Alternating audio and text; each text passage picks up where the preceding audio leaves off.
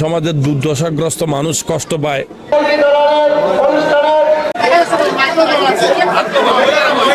গতকাল নগরীর চেরাগী পাহাড় কদম মোবারক জামে মসজিদ প্রাঙ্গণে বিএনপির ভারপ্রাপ্ত চেয়ারম্যান তারেক রহমানের নির্দেশনায় গরিব অসহায় শীতার্ত মানুষের মাঝে কম্বল বিতরণ করা হয়। এতে মসজিদে প্রায় 100 এতিম বাচ্চা সহ গরিব অসহায় মানুষের মাঝে মোট 500 কম্বল বিতরণ করা হয়েছে।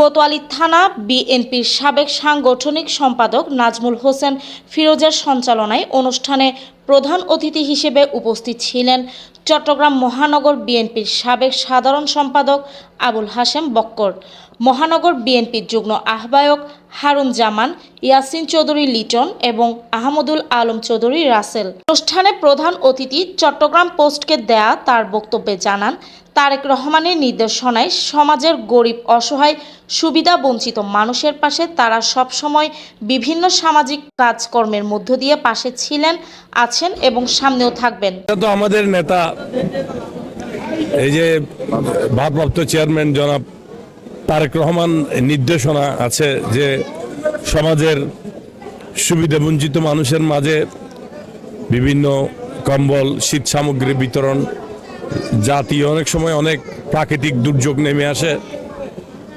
জাতীয় দুর্যোগ নেমে আসে, সে সময় অনেক মানুষ সুবিধা বঞ্চিত সমাজের দুর্দশাগ্রস্ত মানুষ কষ্ট পায়, তাদের পাশে দাঁড়ানোর জন্য ওনার একটা ক্লিয়ার নির্দেশনা আছে। তারই অংশ হিসাবে আমরা এই শীতে মানুষ যারা আমাদের গরিব অসহায় মানুষ যারা আছে তাদের মাঝে এই কম্বল বিতরণ অনুষ্ঠান আমরা অব্যাহত রেখেছি এবং এটা একটা আমাদের চলমান প্রক্রিয়া। আমাদের আরও অন্যান্য সংগঠনগুলো করছে বিভিন্ন জায়গায় জায়গায়, এটা আমরা মহানগর ভিত্তিক আমরা এটা করে যাচ্ছি।